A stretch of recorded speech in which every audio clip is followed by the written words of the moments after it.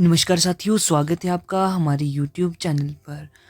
Himachal Pradesh police के लिए हिंदी के MCQ लेके आए हैं और साथ में ये इम्पॉर्टेंट भी रहेंगे हिमाचल प्रदेश टैट JBT के लिए, HP पटवारी के लिए और जितने भी एग्ज़ाम हैं जिनमें कि हिंदी पूछी जाती है।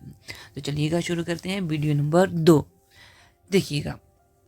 सारे के सारे एग्ज़ाम कवर होंगे। HP पुलिस ये कवर होगा हमारा एग्ज़ाम। उसके बाद बात करेंगे HP पटवारी, JBT कमीशन की बात करेंगे, सारे के सारे।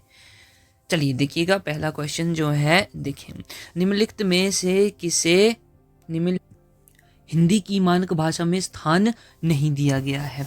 हिंदी की मानक भाषा में देखो, लरी, क्री, श्री और अड़। अगर मैं बात करूं, ल में री जब लग जाएगी तो लरी बन जाएगा, क में री लग जाएगी तो क्री बन जाएगा, लेकिन श्री जो है ये ऑप्शन नंबर सी जो है ये यहाँ पे ठीक होगा। इसका हमें वर्णमाला में स्थान नहीं मिलता है।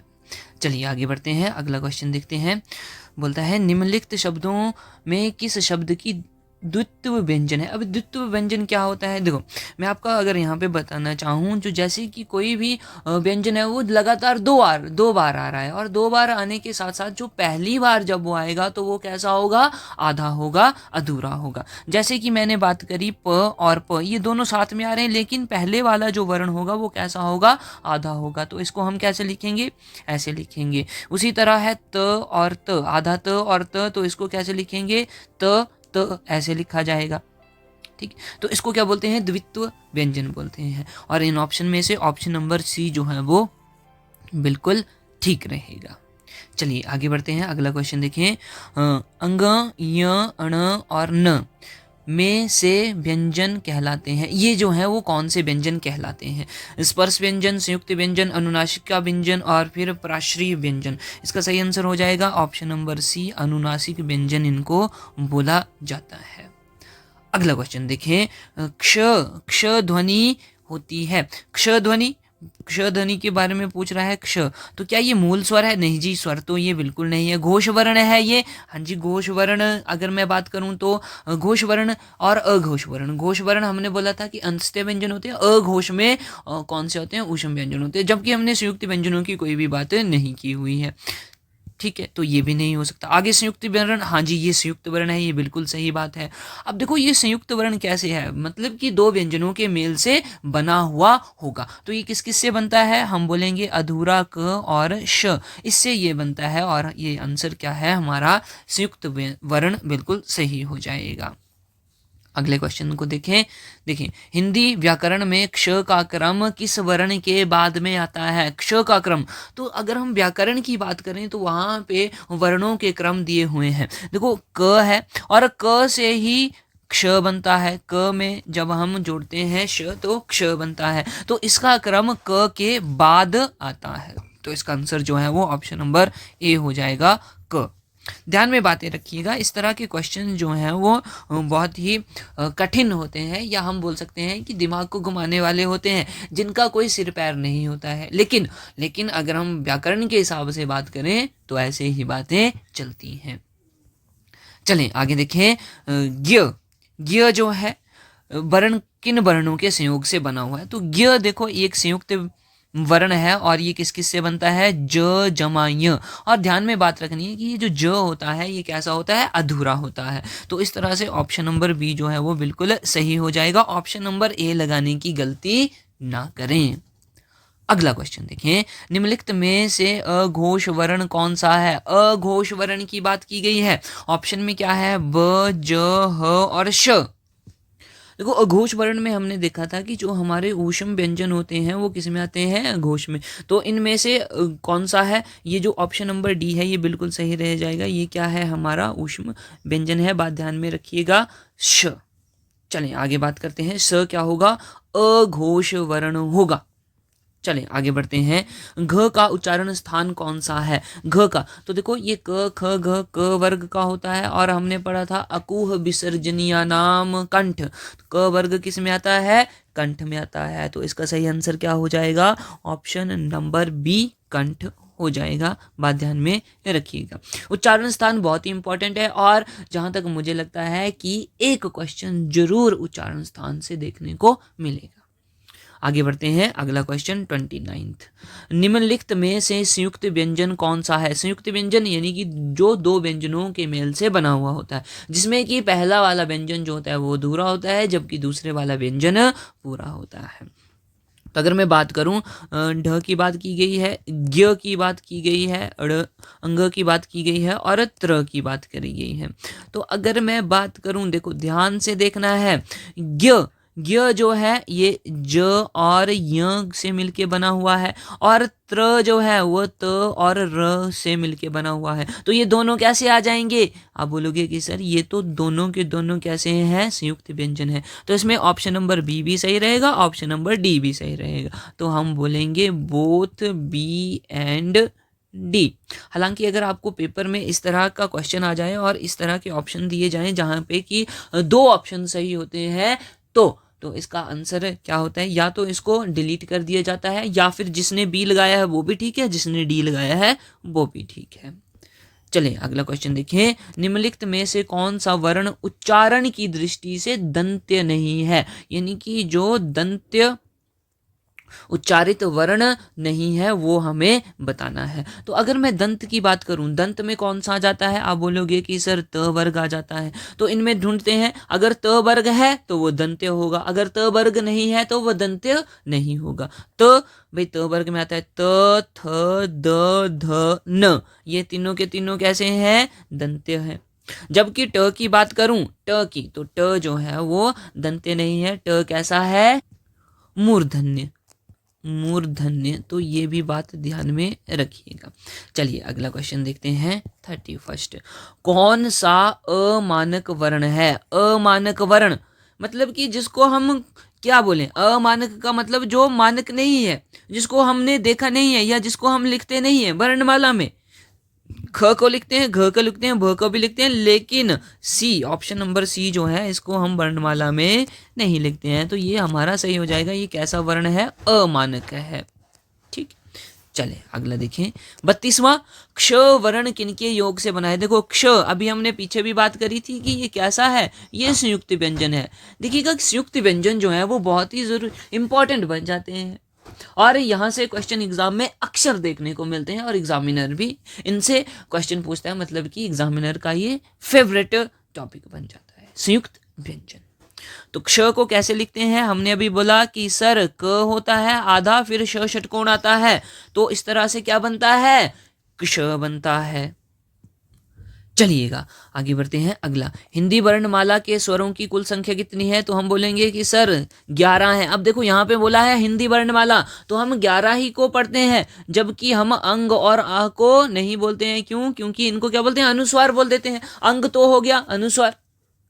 ठीक, तो ध्यान में बात रखनी है कि अ से लेके औ तक कितने स्वर हो जाते हैं? 11 हो जाते हैं। ऑप्शन नंबर बी बिल्कुल सही हो जाएगा इस तरह के क्वेश्चंस के लिए। अगला देखिए, निम्नलिखित में से कौन सा स्वर नहीं है? स्वर नहीं है तो हमें पता है अ से लेके औ तक क्या होते हैं भैया? स्वर होते हैं। और बाकी क से लेके ज्ञ तक इनको क्या बोलते हैं? इनको तो व्यंजन बोलते हैं।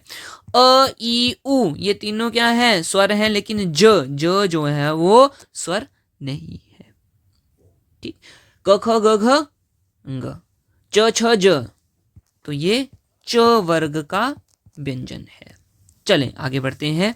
देखो, निम्नलिखित में से कौन सा ट वर्ग का नहीं है? ट वर्ग बोले तो ट, ठ, ड, ढ और अण, यही होता है भाई।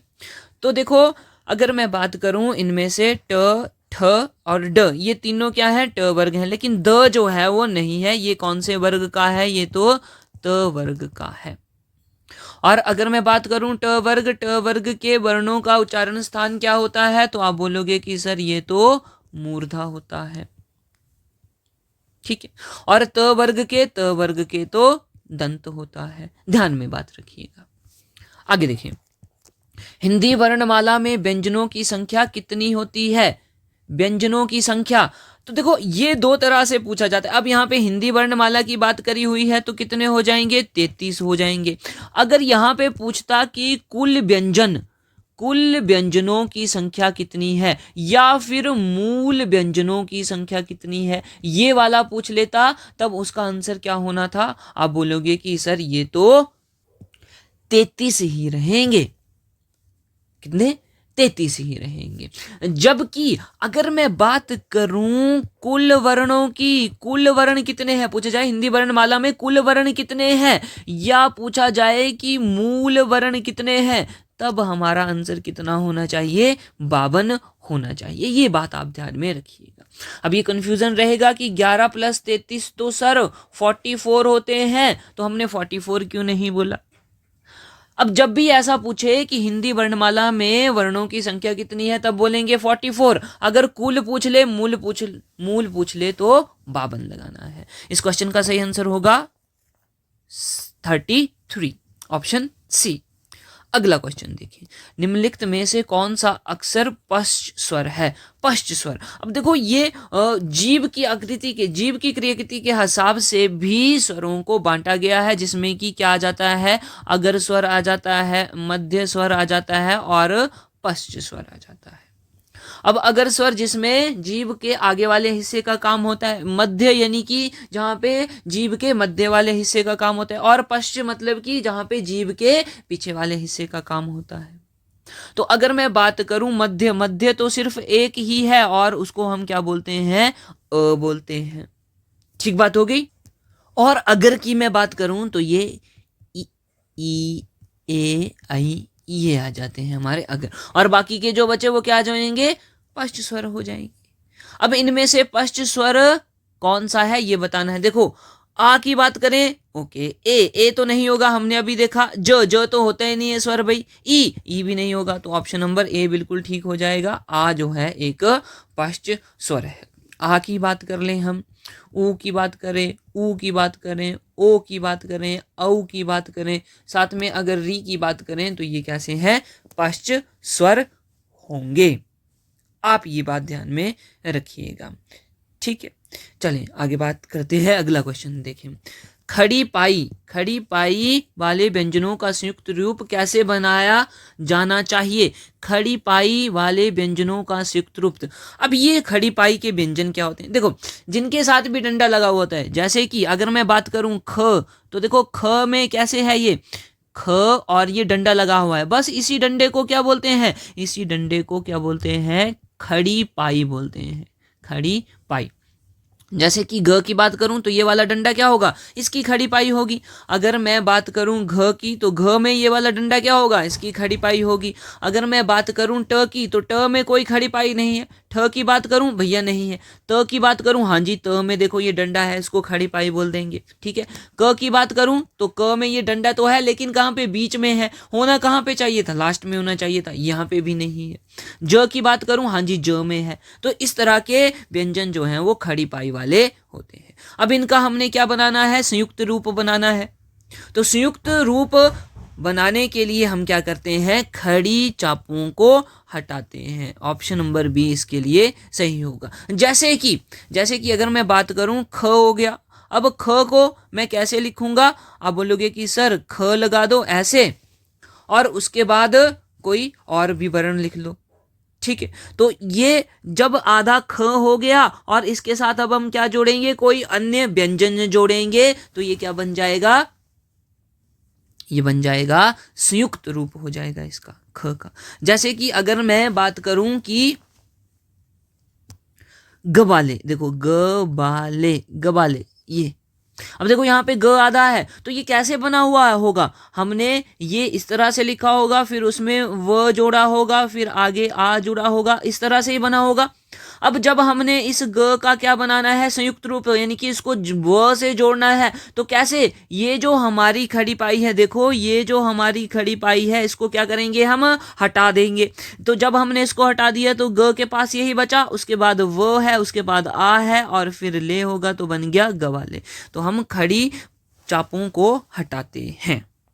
अगला क्वेश्चन देखें, देखिएगा, विसर्ग से बना शब्द कौन सा है। विसर्ग से बना शब्द, तो विसर्ग ऐसे होती है, तो इसमें तो साफ दिख रहा है भाई, ऑप्शन नंबर बी जो है वो बिल्कुल सही हो जाएगा। Option number B. आगे देखें अगला, इनमें से कौन सा वर्ण स्वर है? इनमें से कौन सा वर्ण स्वर है? तो स्वर हमने देखा था कि कहां से लेके अ से लेके औ तक क्या होते हैं? स्वर होते हैं। लरी नहीं होगा, हरी नहीं होगा, स नहीं होगा, ए, ऑप्शन नंबर ए, ये क्या है? एक स्वर है। तो दोस्तों ये थे हमारे आज के कुछ क्वेश्चंस और उम्मीद करता हूं कि ये क्वेश्चंस आपके एग्जाम में आपको जरूर हेल्प करेंगे। जुड़े रहें हमारे साथ, शेयर करें हमारी वीडियो, साथ में हमारे चैनल को सब्सक्राइब भी करें। मिलते हैं नेक्स्ट वीडियो में। जय हिंद।